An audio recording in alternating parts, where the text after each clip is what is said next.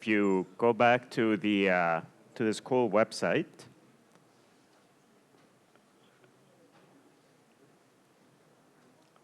under videos and files,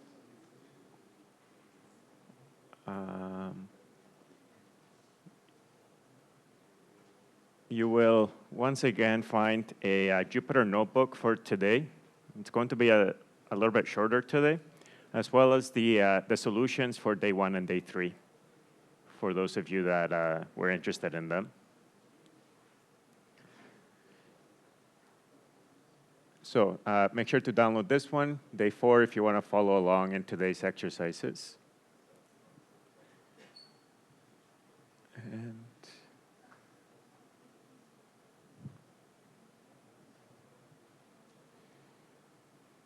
so the plan for today is to wrap up this kind of basic introduction of applications to quantum computing to quantum chemistry.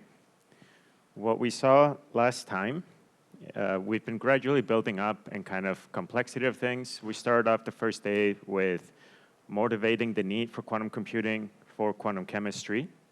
We looked at the VQE algorithm for estimating ground state energies, and that brought us to the realm of variational algorithms. We explored different applications of that. So beyond ground state estimation, we looked at building potential energy surfaces for chemical reactions. We looked at this idea of penny lane data sets, which are meant to reduce the time to application of your work. You don't need to spend time reinventing the wheel, redoing work that has been done by other groups potentially. You can just start off from wherever they left off. We also looked at a specific variational algorithm for estimating the excited state energy. The main takeaway message from that, again, was always remember, if you're kind of solving a physics problem, that you are indeed solving a physics problem. Make sure that you can interpret your solutions within the physics of your problem. It's not just a mathematical one. We saw the dangers of that in the VQD demo. And then we also talked a little bit about the progression of quantum algorithms as hardware develops, as the hardware moves beyond this NISQ era to the near-term intermediate scale quantum algorithms and fault-tolerant quantum algorithms. And we looked at kind of the holy grail algorithm very briefly on that, is quantum phase estimation. Today, we'll actually implement the quantum phase estimation algorithm from scratch and apply it to ground state energy estimation. So the plan for today is to talk a little bit about Hamiltonian simulation, specifically with trotterization. It's kind of the simplest algorithm for time simulation of Hamiltonians. And then, as I said, we'll talk more about quantum phase estimation. There's a lot of variations of quantum phase estimation. The kind of first one is the one that I call the canonical one, which we saw yesterday. It's a very expensive routine. There's a lot of work that has been done and is still being done to reduce the cost of this quantum phase estimation algorithm. And there's a lot of other challenges in applying this. So the motivation for the first part of today is that ground state energy estimation and energy estimation overall is not the only problem of interest in quantum chemistry. It may not even be the best application of quantum computers to quantum chemistry. There's a lot of interest, of course, in simulating the dynamics of quantum systems. And within quantum chemistry, there's a whole range of applications, kind of broadly confined within the umbrella term of chemical quantum dynamics. You can think of spectroscopy, so light-matter interactions with a Hamiltonian that depends on time. Vibrational dynamics, so how a molecule vibrates and what the spectrum is of that and kind of the different normal modes. Quantum control, so similar to what you saw in Juan Jose's lectures, you need, it's sometimes useful to simulate the system you're trying to build and have very fine control over it. So what kind of pulses you need to apply, for what duration, things like that, you can do that on a simulation as well, or assist it with a simulation. So the picture to have in terms of time evolution of quantum systems is, I think, nicely illustrated by this one. So on your left, you have your physical system that you're interested in. It's described by some initial wave function, psi I, and as a function of time, it's going to evolve into a final state, psi f. And we are interested in representing that physical system on quantum hardware. So that's typically some kind of mapping. An example of that would be like mapping your Hamiltonian to something that can be represented with qubits, and to also be able to simulate that time evolution in a quantum computer. Once you've done that, then you map back to the real world to estimate your final state. You probably all know that the time evolution of a quantum system is encoded in this time evolution operator, which is the solution. The one that's illustrated here is the solution to the time-dependent Schrodinger equation for a time-independent Hamiltonian. The time-dependent case is a little bit more complicated. We won't really talk about it, but the algorithms that we look at today are equally applicable to the time-dependent Hamiltonian case. So the idea then is if you start your system in some initial state psi t of 0, and you apply your time evolution operator, you can predict what the state is going to look like at some later time t.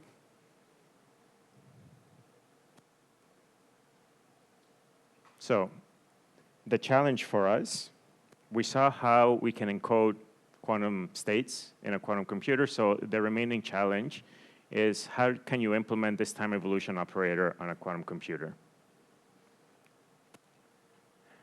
And the answer is that we can't.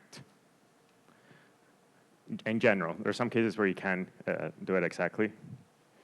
But the good news is, as with any numerical method, we can approximate it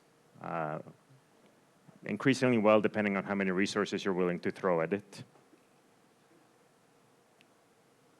So we're going to stick to the case, which is somewhat general, where your Hamiltonian can be expressed as a linear combination of polywords, or it can be expressed as a polysentence. So you have the coefficients and the poly operators that we briefly talked about yesterday. To take the simplest example, we can imagine a spin 1/2 particle in a magnetic field. You all know that the interaction Hamiltonian describing this between the spin and the magnetic field is something that's proportional to the poly Z operator, with some alpha representing some physical constants. The time evolution operator here is pretty simple. It can actually be exactly represented by an RZ rotation. So an RZ gate, and that might be composed of a variety of gates depending on the hardware you have and what native gates are available to you. But in principle, barring experimental noise and gate fidelity, you can do this fairly well. If you now increase the complexity of your system a little bit and you introduce a second spin 1/2 particle, but you keep it really, really far away from your first one so that they don't interact, the Hamiltonian is just a simple sum of each individual spin interacting with the magnetic field. So they don't know anything about each other, so for all intents and purposes, they're independent systems. The time evolution operator here, once again, is really easy. It's just a sum. You apply RZ gates to each individual qubit representing your spin 1/2 state. Okay, so far, the problem doesn't seem so complicated. We're going to look at another case that is more realistic.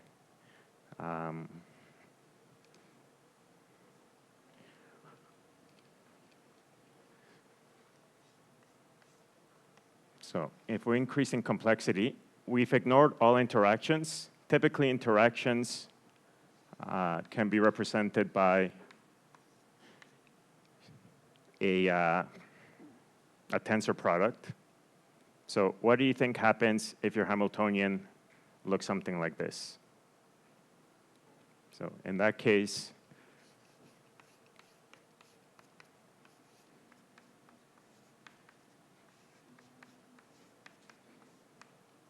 Your time evolution operator would be something like this. Do you think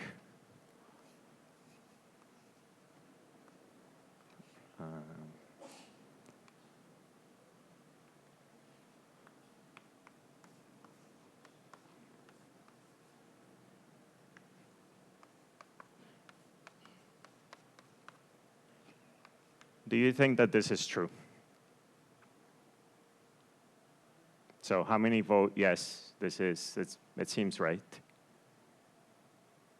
Yeah, so you're all right. This, in general, is not true. You have to think a little bit more. You can tailor expand this, and what you'll find is the operations you have to do for this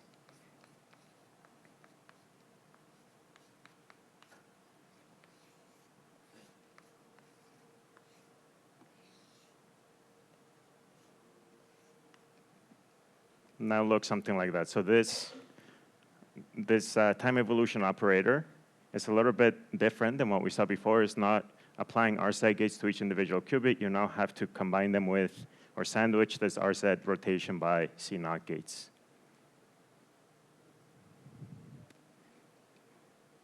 When we looked at the Jordan-Wigner mapping, we saw that you can also have other poly terms. So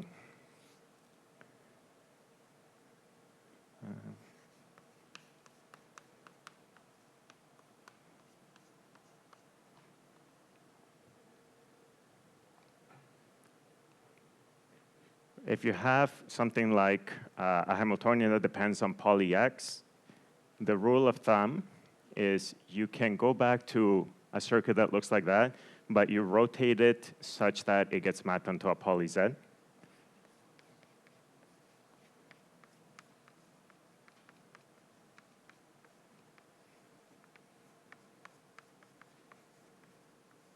Okay.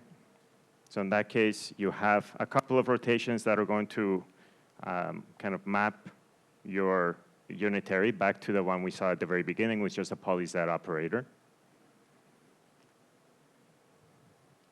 If we take this example and we take it a little bit further,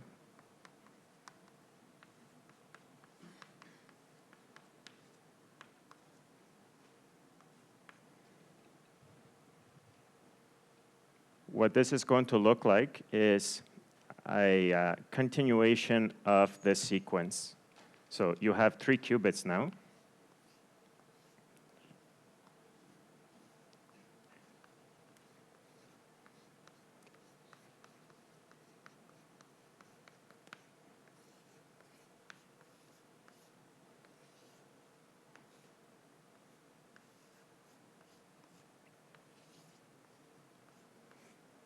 Okay. And you can see that this is a very important primitive for the time evolution of Hamiltonian systems. You kind of built up on that as your Hamiltonian gets increasingly complicated. If you replace one of these by, let's say, a poly X, so if you have something like this, what do you think the difference is going to be? Yeah, you need to apply Hadamard's to a corresponding qubit. So because we changed the first one, you would have something like this. So whenever you see quantum circuits of time evolution of Hamiltonians, you're going to see this type of pattern repeated over and over again. You can imagine if you take n qubits, you'll have kind of repeated C0 gates with an RZ at the last qubit, and then repeated C0 gates to take you back.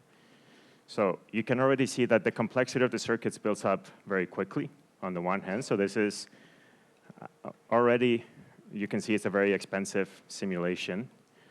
But there's a second problem. The second problem is what happens if instead of having individual exponentials like this, or individual groups of kind of tensor products, you now have sums of poly terms that don't commute with one another. So as a physical example, you can now bring your 2 spin particles close together so that they interact. that second term is our interaction term.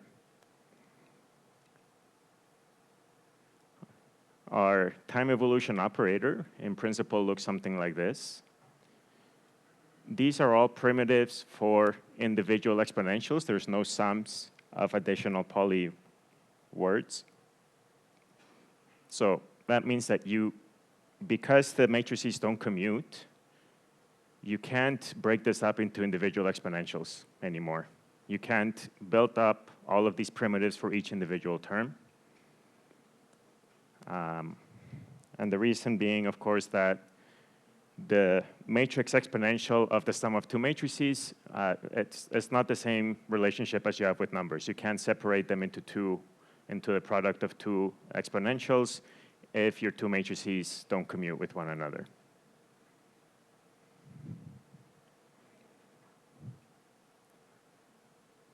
So while you can't separate them exactly, depending on the size of the commutator, you can approximately separate them. The price you pay for separating them in this way is you get an error that scales something like t squared, t being the length of your time evolution. There's a second term multiplying that t squared that relates the magnitude of a and b, so it depends on the size of the commutator. But the point is, if you have a really long simulation, the price you pay for doing this is you're gonna have a huge error in your simulation because it scales quadratically with time. Okay, so what happens if t is large? You're going to have increasing error, quadratically increasing error. So what you do in practice then is you break up your time interval that you're interested in simulating into tiny fractions of really, really small time. So we typically say that you break it up into n segments of really short time. Obviously, if you take n as large as possible, you'll have more accuracy. Physically, what do you think you're doing here by breaking up the time evolution into little segments of time?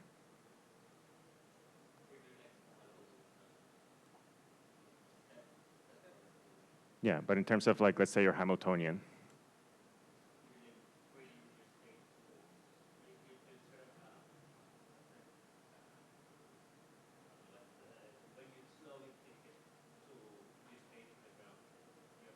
It's not a adiabatic evolution. No, it's what you're doing basically is you're turning on and off your Hamiltonian really quickly. And if you do it fast enough, you won't notice the difference as if you kept it long, if you kept it on the entire time. Okay? The benefit you get out of breaking up your time evolution into little segments is now, instead of your error scaling just quadratically with time, you get a factor that helps you, that now the error also scales inversely with the number of segments that you break it up in. So you haven't quite made up for the quadratic error, but it does help you a little bit. You're linearly decreasing your error the more segments that you break up your time interval into.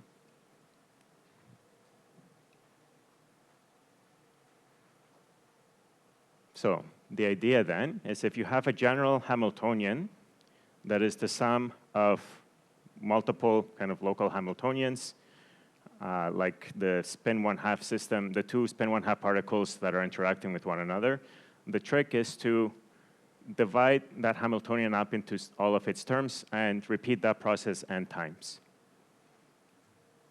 Keep in mind, each one of these e to the minus I h I t over n is going to be a circuit that looks something like this, probably more complicated than this. It's going to have several layers, several qubits of it. So once again, you can already see it's a very expensive algorithm.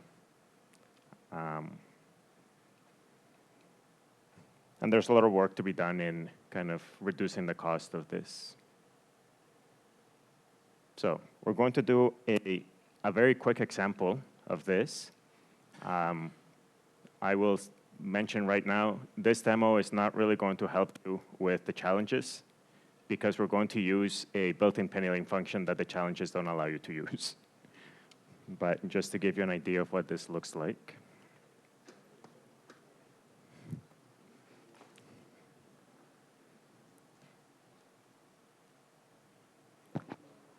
We'll go to the notebook. As always, we have to reinstall PennyLane into the servers and import a bunch of libraries.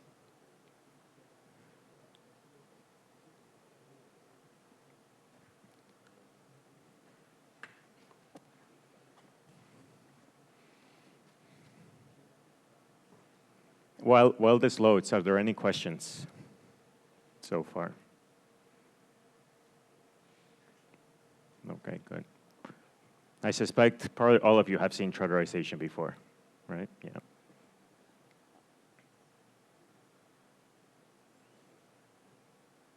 So the example we're going to look at is a slightly different one. We're going to look at the transverse field Ising model, which has nearest neighbor interactions, as well as the interaction of a transverse magnetic field that's affecting the spins.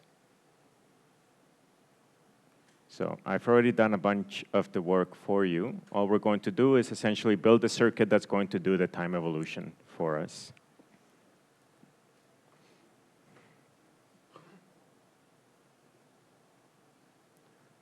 So first thing is define a device.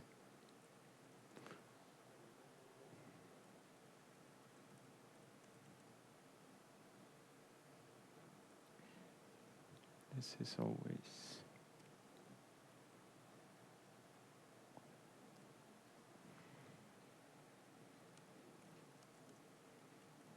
okay. So in this example, we're taking a let me just finish writing this. Yeah, we're taking a 6-spin chain. So we need 6 qubits to specify that. That's already written for you here. So we need to build up a circuit that has 6 qubits.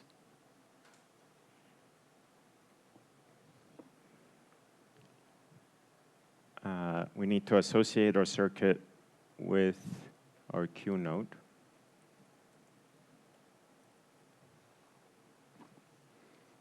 As inputs to the circuit, we want the total duration of the simulation as well as the number of steps we're going to break up that interval in.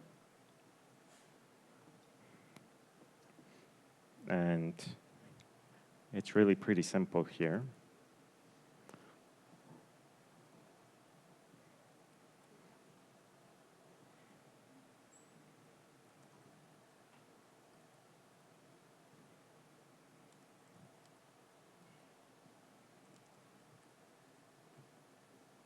So PennyLane has a built-in function called approx time evolution that will basically do the trudderization for you under the hood.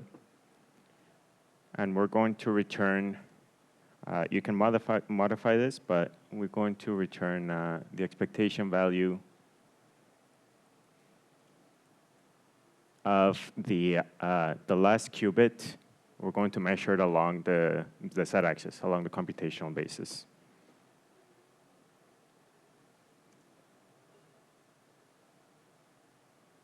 Okay, so here we get to decide how many steps we break up a time interval of 5 units into. We'll take 120. You can modify this and look at the discretization of the resulting plot that we're going to generate.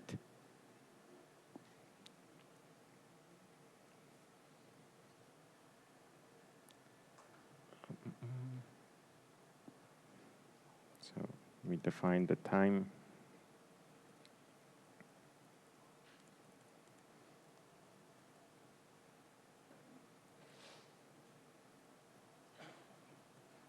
I've actually already defined the list for the value we're interested in here. Let me just copy that here.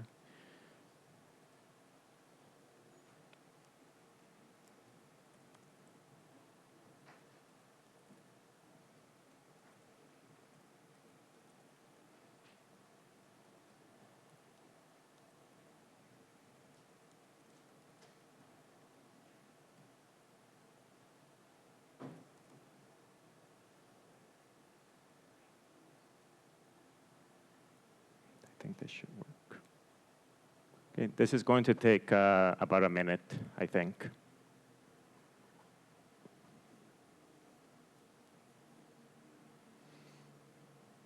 But let me just run this at the same time. And we should see a plot of the time evolution of basically the orientation of that final spin in our chain.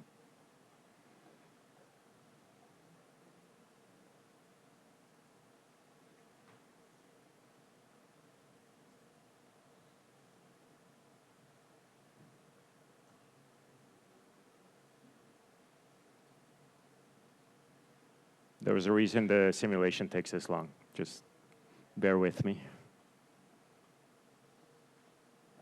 Maybe I'll ask you, what do you think is going to happen?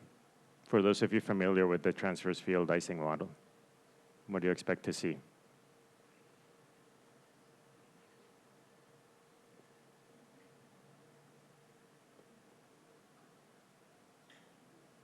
Any ideas? So you have the spins aligned in the z direction. You're applying a magnetic field transversely to that. Yeah, you should see a decrease in the orientation as a function of time. And that's what we see. We see a gradual decay of what I'm calling here very loosely the magnetization as a function of time. Yeah.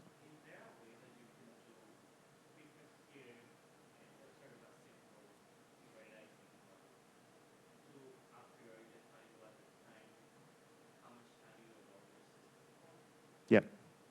So that's what this part is doing.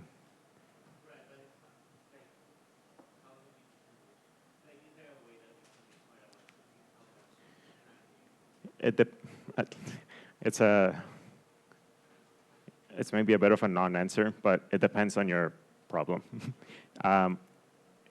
Generally, if you know a lot of the physics in your problem, you should have an idea of timescales, of order of timescales, at least.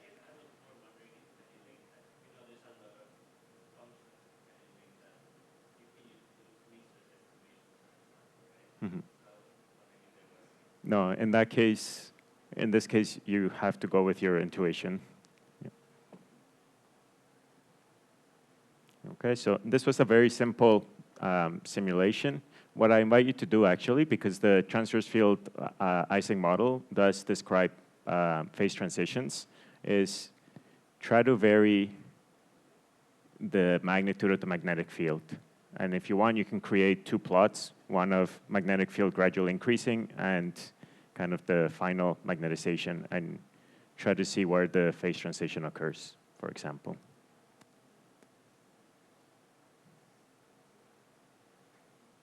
Okay, so this is basically all I'm going to talk about in terms of time evolution or Hamiltonian simulation. I will just mention that trauterization is not necessarily the best algorithm. It is very expensive. There's a whole range of more advanced algorithms that you can look into. You have higher order trauterization, for example. So in this one that we looked at, you're basically taking the first term of a series expansion. You can look at the next term over. And as with anything, there's no free lunch. You get more accuracy at the cost of more operations. There's a lot of other algorithms. Some of the more popular ones are things like linear combination of unitaries and block encoding. Skipperization is also block encoding. Quantum circular Weyl transformation. You can take a look at all of those.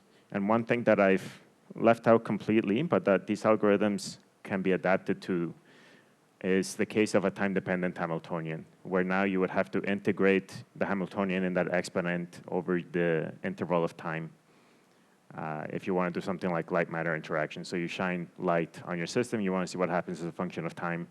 You can do that with a lot of these algorithms as well. All right. Any questions?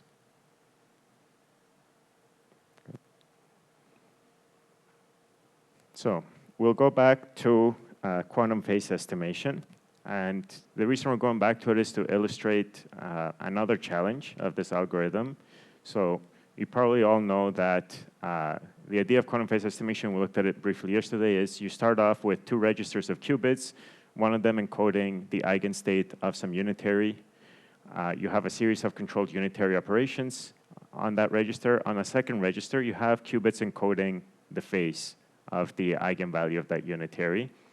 And if you measure your second register, you should get an estimate for the eigenvalue, essentially, of your unitary. One of the challenges that we had, and one of the reasons we didn't do this yesterday, is if you're interested in something like energy estimation, the unitary that you need to incorporate into your circuit is your time evolution operator. And we saw that generally you can't do this very easily. You need to do something like characterization or LCU decomposition to be able to do it. But if you could, you have access to essentially the entire spectrum of your system, so long as you can get the associated eigenstates or approximations of those eigenstates as well. So once again, you see that this algorithm has the same problem as all of the other ones we've seen. You need a way of creating a good initial state. The success and the accuracy of this algorithm depends on the overlap of your guess or your trial eigenstate with the true eigenstate. And as with all problems, you never really have access to the true eigenstate. So you're kind of feeling around in the dark for what the best eigenstate or representation of that will be. But since we know how to implement this time evolution operator, we can now program this in Penny Lane, and we'll do it for the case of estimating the H2, the ground state energy of H2. We're going to cheat a little bit, and I'm going to ask you if you notice where we cheated in what we're about to do.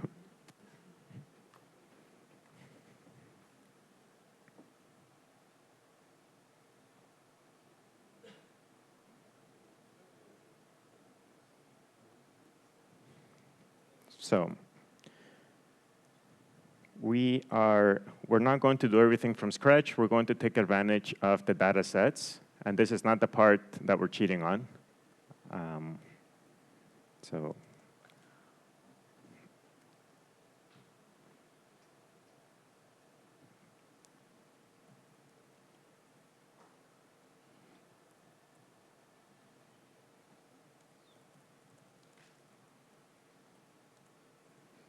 we'll do it at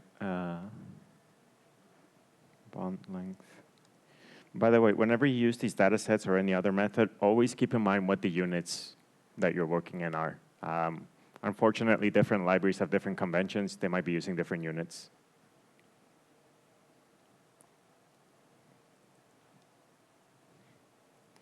And we'll do this in a minimum basis representation.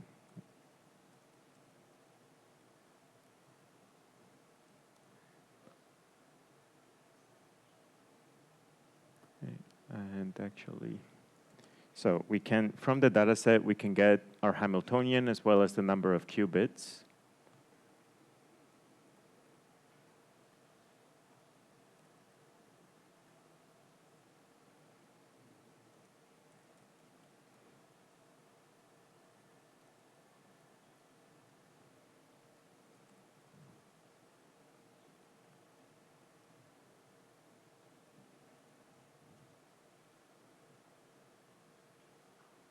And just for me to check that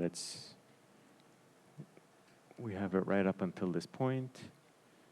Yeah, so you can see this is that usual 15-term Hamiltonian that we have. By the way, by default, these load in the Jordan-Wigner mapping, but you can change the mapping if you're interested in that.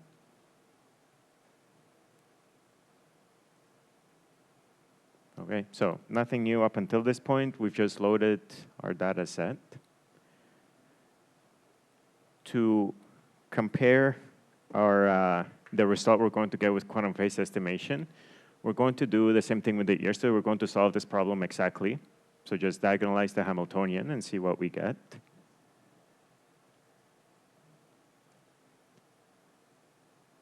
So in atomic units, the value, we've seen this number several times by now. You should get about minus 1.13 hard trees.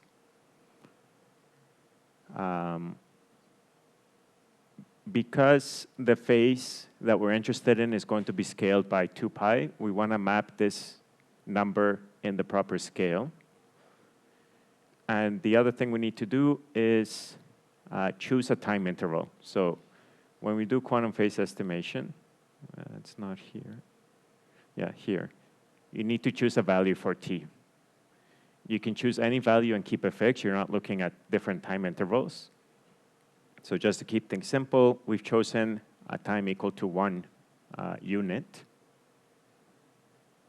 And the value that we're aiming for, so this is kind of our ground truth. If we did everything correctly, we should get an eigenvalue that looks something like this.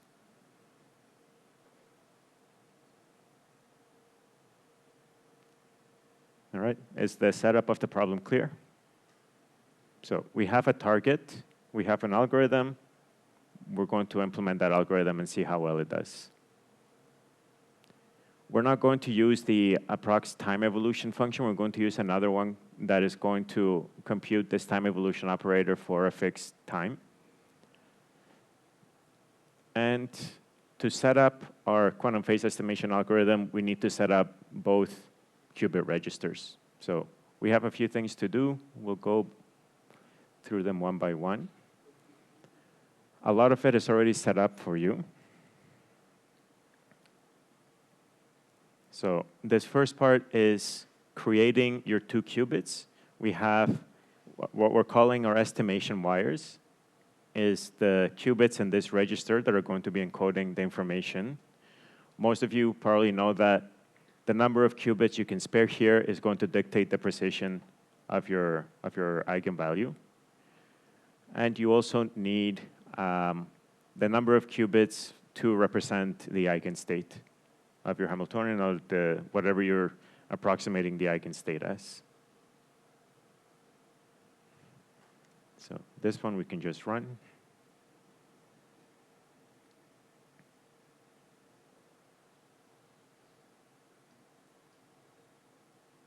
Okay, and this is where we're going to implement the circuit for quantum phase estimation. So the first step that we can do is apply a Hadamard transform to your estimation wires. So you need to apply Hadamard gates to each one of your estimation qubits.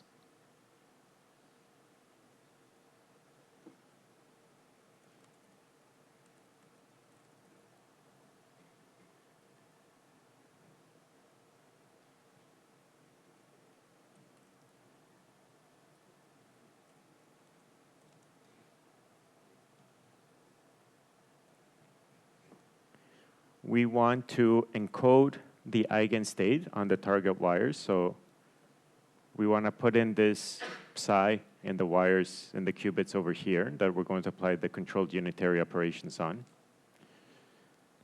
There's lots of ways of doing this. You can do basis state. We're going to do an old procedure known as Montanen state preparation.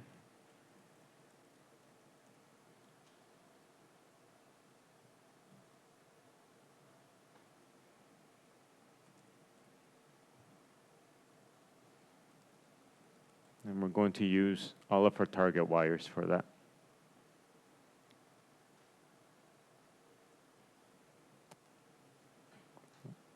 The before last step that we need for our algorithm is apply this set of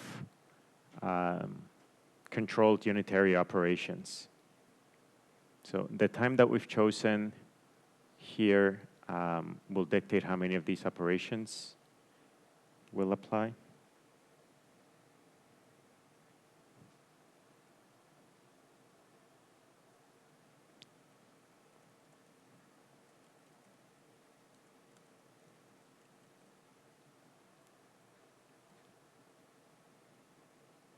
So we'll first calculate the exponent of each one of these.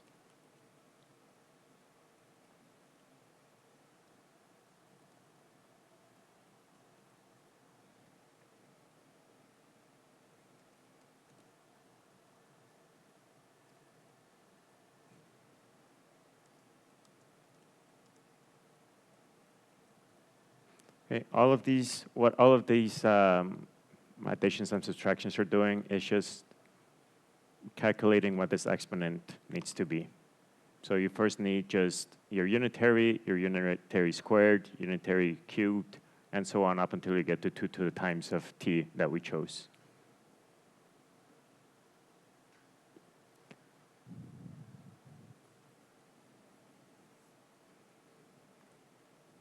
Then we're going to apply our time evolution unitary, controlled.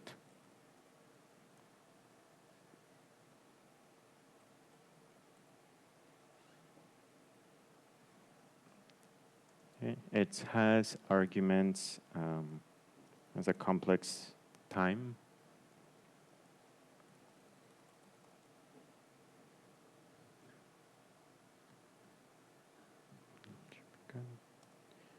And then we're going to gradually change the control wire.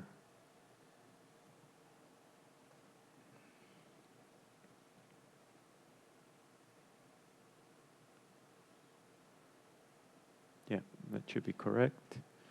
Okay, so this for loop is applying this section of the circuit over here.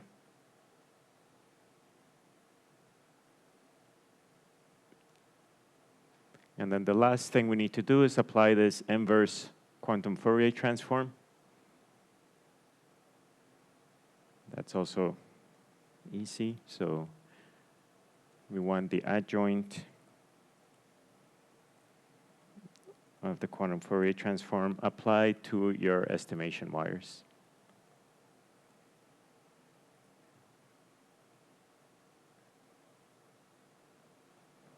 And then the last thing, the output of quantum phase estimation, or the eigenvalue, is going to be related to the probabilities of your estimation wires.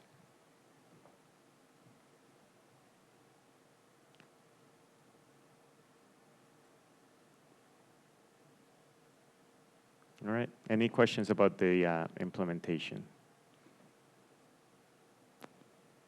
So, if this worked.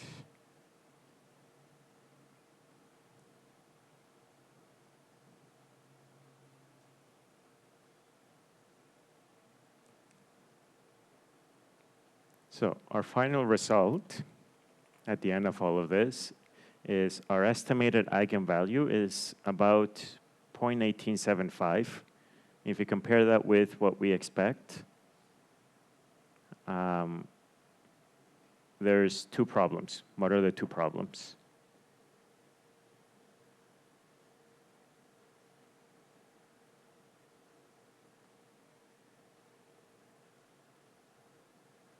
So there's two differences.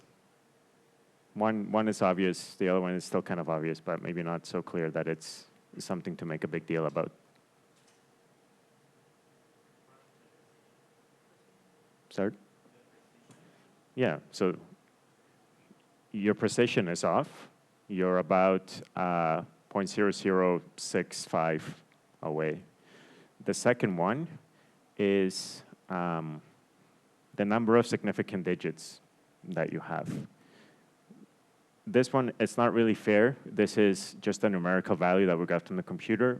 What you typically have in practice is an experimental value that has some experimental accuracy to it.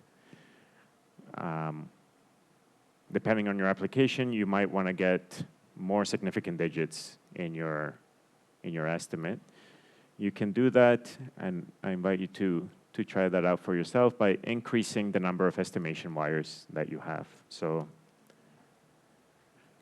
it shouldn't be too tedious if I increase this to 10.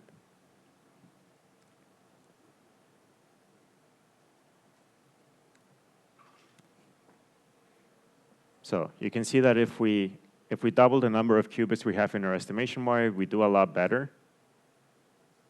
We're probably only about 0.0004 units away from the true eigenvalue.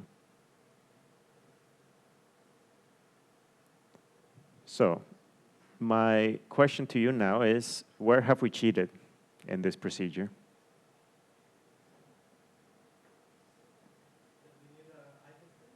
Yeah. we took the eigenstate, the exact eigenstate of our unitary. In practice, you never have access to that. What you typically have to do is estimate it. The simplest thing you can do is take a basis that's representative of the Hilbert space that you have and take a linear combination of that. When you do the measurement, you're going to get a range of results. You're not going to get a single result every single time. You're going to get a probability distribution. If you did things right, the state that you're interested in will have the highest probability. So that illustrates another challenge of all of these algorithms is actually getting that eigenstate. Having the resources is one thing.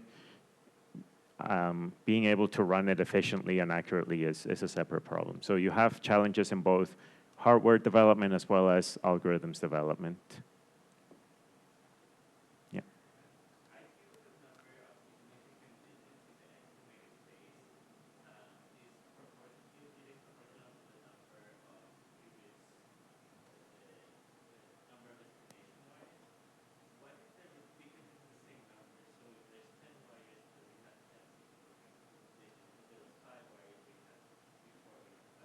Yeah.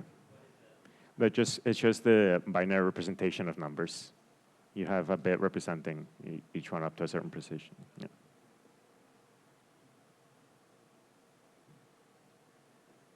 Okay, so again, I invite you to modify this. Try a different eigenstate. Whoops. If you want, you can combine this with VQE. You can take your optimized ansatz, try that as your state, see how close you get. These are all, even though these are all toy problems, they're good at understanding the limitations of the algorithms. They might be good for the challenges you have to solve for the hackathon. You can probably in all of them diagonalize the Hamiltonian exactly. That's not the point of the exercise, but you can use that as a benchmark of how well your algorithm is doing.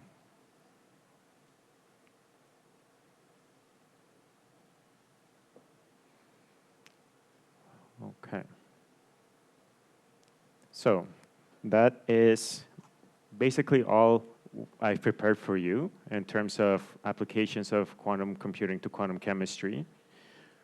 To kind of give an overview of what we've been through the last 5 days or so is we've computed ground state energies, used that to compute potential energy surfaces, built up on that to try to estimate excited state energies, seen applications of reaction rates. Through that journey, we've seen several challenges that still need to be overcome. There are, of course, other problems of interest that I mentioned earlier. There was a recent paper by Garnet Chan, by a professor in Caltech, who, by his estimates, showed that quantum computing applications to ground state energy estimation would probably be a difficult problem to get exponential advantage on. That being said, exponential advantage is not the only promise of quantum computers. There's a lot of industrially relevant problems that if you get even polynomial advantage, let's say instead of taking 10 years, you take 5 years, that's still a significant amount of time that you've been able to save and resources in using quantum computers. So if you ever hear ground state energy estimation is probably not a good application, it depends. It's not a reason to get discouraged on it. Currently, some people think that probably quantum dynamics is where you're more likely to see exponential advantage, simply because the complexity of the problem increases so much. If you thought that estimating ground state energies was difficult with classical computers, quantum dynamics is even more difficult. So you might see proper exponential advantage in problems related to quantum dynamics. So there's a few things I think to take away from this. First of all, it's a common misconception that I outlined in the first lecture that quantum computers are going to do everything faster. A simple analogy with that is a lot of people think that if you have some kind of application and you run it on a GPU, it's going to be faster. That's not necessarily true. There's always overhead and costs associated with having more computational power. So It's, especially a couple of years ago, it's very popular to just add quantum to just about anything and think that it was going to do better. That's not necessarily going to be the case. Okay, so probably the most important takeaway is, in spite of what you hear in the media, quantum isn't always going to be better. You can build quantum variational classifiers, quantum neural networks. Just because you can do it doesn't mean that it's doing it better than a classical computer. For all intents and purposes, currently, I think the quantum computing community interested in chemistry understands that there are some chemistry problems that are of interest. Once again, it's not all of them. Classical computers have had decades to be developed, lots of algorithms, lots of computational power that are still very useful for a lot of things. It's really going to be very niche problems that require higher level of precision that you might see an application of quantum chemistry. And to get there, it's pretty clear, I hope, from yesterday's lecture, that you really need to move away from these NISQ algorithms that have been explored. I don't want to discourage anyone that has been working on NISQ algorithms. There's certainly a lot to be learned in studying them. But don't be afraid to venture out and look at more advanced algorithms that require more resources. All that means is that they're probably further away from application on quantum hardware, but that's not necessarily a bad thing. Another part that's important to keep in mind is everything we've done here, we've always isolated the molecule that we're interested in. In probably every application that you can think of, that is an abuse of an approximation, if I ever saw one. Molecules interact with the environment changes how they behave. A simple example of that is, if any of you have ever worked with fluorophores, so light-emitting molecules, if you change their environment, if you change the pH, the solvent that they're in, it's going to change their photophysical properties. So if you ever see a computational model of a fluorophore that doesn't take into account its environment, it's probably not worth very much, whatever result they're getting out of that study. You have to take other parts of the system into account. As physicists, we love isolating things in a vacuum and treating them like nothing else matters, but in practice, you can't really do that. It's a similar thing, by the way, with like proteins. A lot of people give as an example of quantum computing drug development. Drug development is an immensely difficult problem. Part of it being you can simulate the protein and the docking of the protein with the drug molecule all you want. As soon as you put it in the human body, everything changes in it. So all of that to remind you that having more computational power isn't by itself going to revolutionize things. If we ever get to fault-tolerant quantum computing, it will most likely revolutionize things in some respect.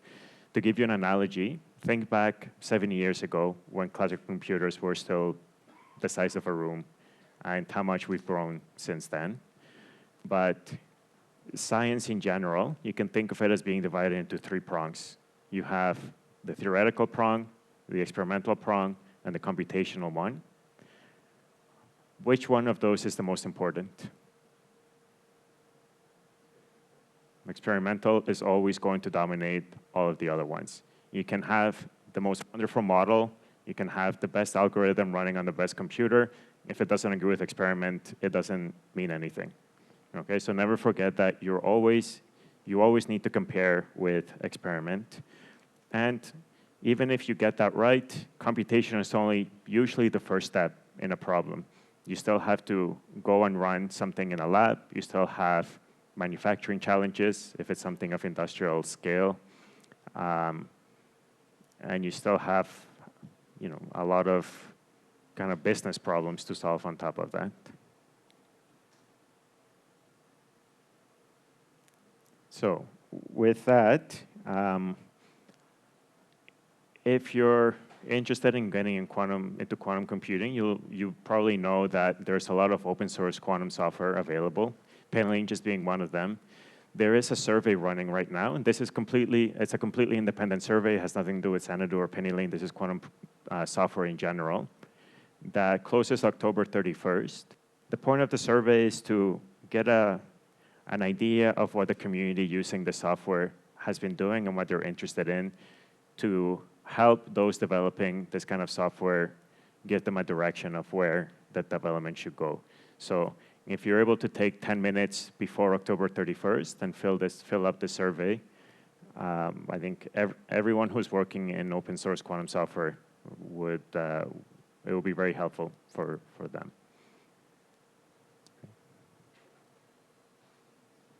Have any of you heard of Unitary Fund before, by the way? Yeah, so it's just a nonprofit organization on kind of open source software. So the last thing I want to mention is careers in the quantum computing industry. There's a common misconception, I think it's one that you're all used to. Whenever someone asks me what I studied and I tell them physics, you never really get a very friendly response out of it. It's either, oh, I hated physics in high school, or, oh, you must be doing something very complicated, something like what is illustrated on the left there. You're trying to change the world. You're working in a lab with a lab coat. Every scientist has to have a lab coat. Don't get me started on what the media thinks that scientists do. You obviously have some, probably societal misconceptions put into you that you're always going to be working on a blackboard by yourself. What actually happens is more what's at the bottom right, and this is honestly what I did when I was doing my PhD, for example. It was often Googling the answer. You know that you start doing something original when Google doesn't give you the answer anymore. Now you're venturing into new territory. But all this to say, maybe for you it's not the case because you've been through physics, but for a lot of people, quantum computing can look very intimidating. I would say you'd be surprised how quickly you can get up to the cutting edge of the field. The reason it takes us so long to get here is because things are done by trial and error, but once you know the solution, it seems like a very linear path. And if you're new to the field, you can take the linear path that other people have carved out for you and get to that edge fairly quickly. So it's not necessarily going to take you very long to be able to make original contributions. With that, at Xanadu, we have a residency program, which is our primary internship program. To kind of set your expectations, I will say it's a very competitive program. The success rate, we've estimated to be about 1%. That being said, I think someone mentioned to me that there's an old quote by Wayne Gretzky, a famous hockey player, that said that you miss all the shots that you don't take. So first of all, if you have a lot of experience on developing software, on doing research, on education even, don't be afraid to apply to this type of program. Worst case, you just don't get an interview. It's not the end of the world. It takes people several tries, oftentimes, to get into a company. Some advice that I can give you is, depending on your interests, look at what the teams have been up to. The easiest one is, of course, the research teams. You can look at the output of papers that they've been publishing. And if you look at the latest ones, you can get an idea of what kind of problems they're interested in. An important criterion for us for the residency program is alignment of interests. If your interests are not aligned with what the teams are doing, we're a small company. Even if you're the best at what you do, if the interest is not there, then we unfortunately wouldn't be able to take you. So make sure you do proper research. If you're interested in software development, make sure you have something like a portfolio of open source contributions or projects that you've done. So applications close on November 15th. Again, keep in mind it's a very competitive program. Don't take it personally. There's a whole range of criteria that go into this. But if you're interested in exploring this opportunity, I really encourage you to apply. Is it for Yes, that's a good question. It varies. I would say typically it's geared towards mid to senior PhDs. It varies in how independent you are, basically. If you've been coding since you were in diapers and you've done software development since you were in kindergarten, you probably you don't need to be in a PhD to get in. What matters more is experience. The reason we typically take mid to senior level PhDs is because they have a lot of experience. If you're looking for a research team, you need publications in a relevant area that showcase the quality of your work. So yeah, we've gotten everything from, early undergrads to master students to PhDs. So it really depends.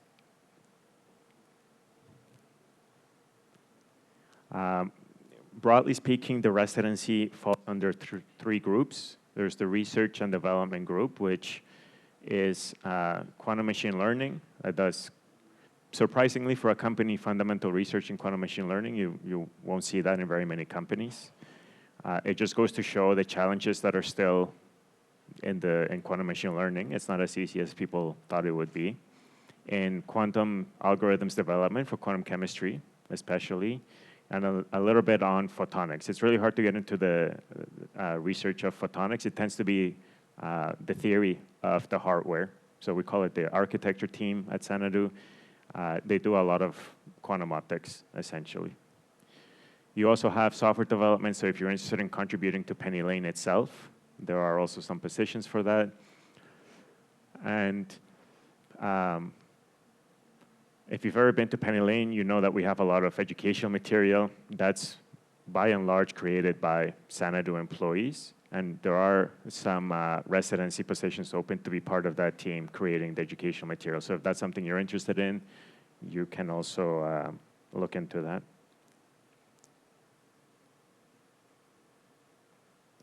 So these are, this is kind of like a short illustration of all of the career opportunities. I think it's maybe, especially those of you that are in graduate school or have been through graduate school, always tend to focus on research as a job. Research as a job is very difficult, mostly because in hard times, the first team that will always get cut from a company is the research team. So it makes it very difficult, but it's also not the only rewarding job that you can have in a tech company. There's a bunch of different roles. At Xanadu, for example, you can be part of the business development team, the finance team we have, our legal team. Most of them are trained as physicists, actually. Our business development team, more and more of them have actually been trained as physicists. So you can definitely expand beyond kind of research roles and consider other avenues for your career. Keep in mind as well that if you're starting in business development, that's not what you're going to do for the rest of your life. It's a period of your life, you get some experience, and then you go and do something else as well.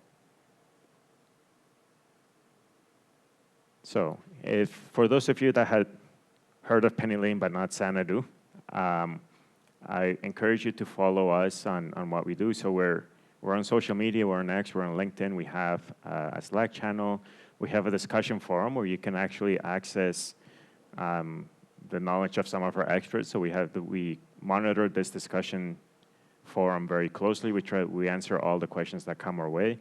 This is typically questions relating to Penny Lane. If you're trying to do something with Penny Lane and it's not working or you don't know how to do it, the discussion forum is the place to ask.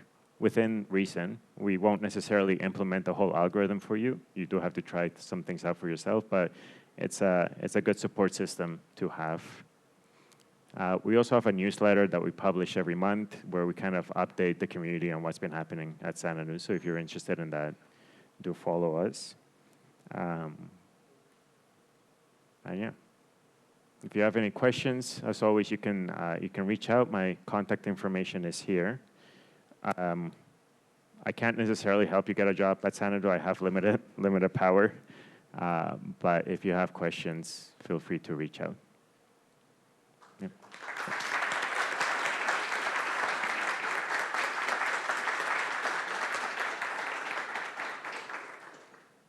We finished a little early, but maybe it gives you more time for the working on the problems.